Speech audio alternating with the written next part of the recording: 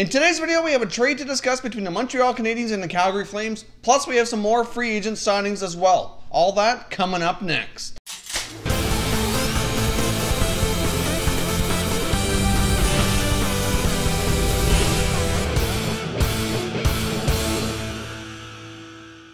Hey everyone, and welcome back to another video here at Top Shelf Hockey. If you're new to the channel, thanks for stopping by. We review and discuss all 31 NHL teams, so if you're a huge hockey fan, consider subscribing and clicking the bell so you don't miss anything. So as I mentioned off the top here, we have a trade and some signings to discuss here today. For the most part, these are all fairly minor deals, but still want to keep you up to date on all the latest offseason news. So first of all, let's jump in here with the trade that went down between the Montreal Canadiens and the Calgary Flames, swapping minor league players, but they're both former first-round selections. So the Montreal Canadiens send forward Kirby Reichel to the Calgary Flames in exchange for forward Hunter Shinkaruk. Now, they were both first-round selections back in 2013, and they've both struggled to find their way to the NHL on a regular and consistent basis. If you take a look back at the 2013 NHL draft, that's the year that Nathan MacKinnon went #1 overall. Both of these players were taken later in the first round. Reichel was taken at number 19 and Shinkaruk was taken at number 24. Now, they both bounced around a little bit here. Reichel was originally drafted by the Columbus Blue Jackets, and Shinkaruk was originally drafted by the Vancouver Canucks. Now, this is going to be Reichel's fourth team. Since being drafted by the Blue Jackets, he was then later traded to the Maple Leafs, then off to the Montreal Canadiens, and now, of course, he's off to the Calgary Flames. For Shinkaruk, obviously, he went from the Canucks over to the Flames, and now he's on his way to Montreal. Now, immediately upon completing this trade, both players signed new one-year contracts at $650,000 with their new clubs. If you take a look back at the 2013 NHL draft and you look at the teams who originally selected them, more than likely they probably regret those selections now and wish they had gone a different route. There were some other players that went later in that first-round draft who have turned out to be pretty solid NHL players. In between these two selections, but Detroit selected Anthony Mantha.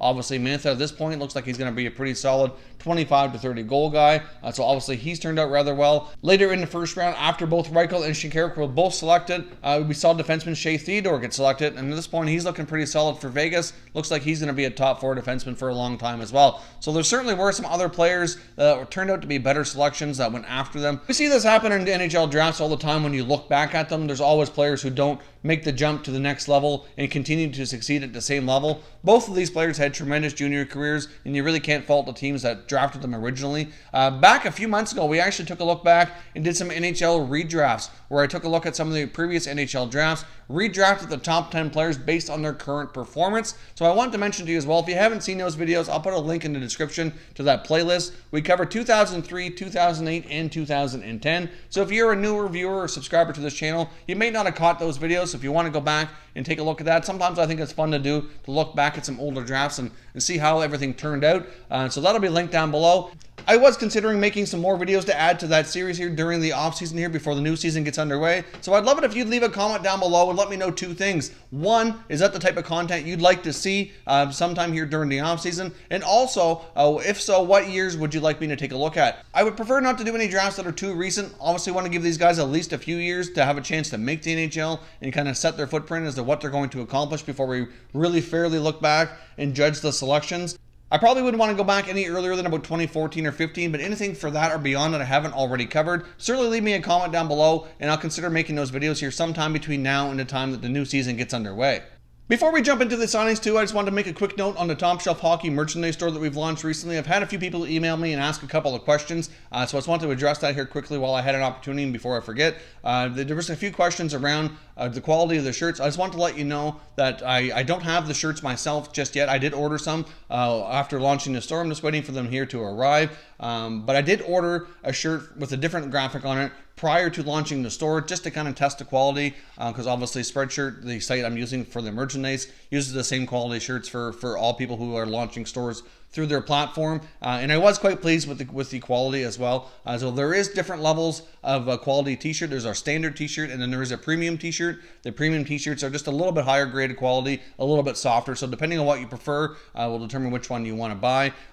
There is a small difference in price. We're only talking a couple dollars. I think there was a $2 difference between the shirts, so nothing too major. Once my shirt arrives here, I'll be doing an unboxing and I'll show it to you here on camera, and we can discuss further at that point in time. But I just want to address some of the questions I've had via email on the merchandise.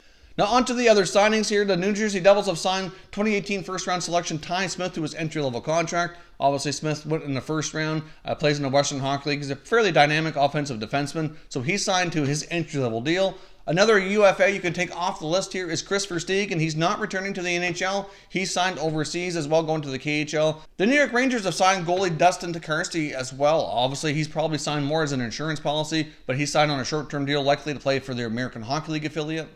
The Edmonton Oilers have invited forward Scotty Upshaw to come to training camp on a professional tryout, which he has accepted. Now, this is no stranger to Upshaw. He's gone to camp the last few years on professional tryouts, landing contracts for the past 2 years, both with St. Louis.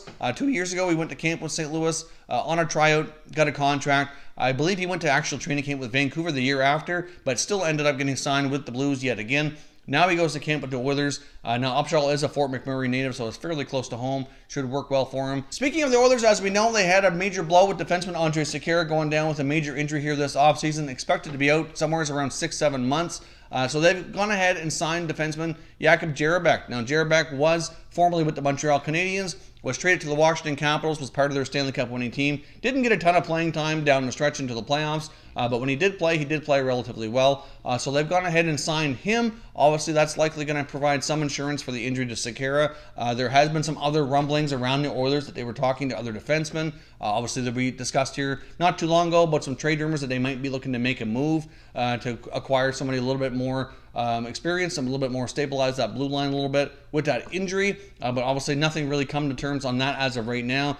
There was some speculation they were also talking to free agent defenseman Alexei Yemelin as well. I'm not sure how things have gone with Tonks or if they're still going to pursue that now that they've signed Jerabek. But Jerabek certainly can provide some insurance as a probably number 6, number 7 defenseman. At least while Sekera is out, we'll see how things go with their lineup here once he returns from his injury later into the season. The Calgary Flames have signed forward Anthony Peluso to a 1-year, 2-way contract. My guess is with the number of forwards they have under contract, he more than likely plays for their American Hockey League affiliate, but he does have a fair bit of NHL experience and could be a call-up to be used at specific times, especially if they want to add some grit and toughness to their lineup for any specific games. So like I said, he'll likely play for their HL affiliate in Stockton for the 18-19 season, or at least most of that. So that concludes all the news and signings we have for you today. If you're new to the channel here, hope you consider subscribing. We cover all 31 NHL teams, and there's plenty of content here for all hockey fans to enjoy. So if you're new, hit that subscribe button. If you like this video, make sure you hit the like button as well. I'd appreciate it if you did. As always, thank you very much for watching, everybody. We will catch you next time.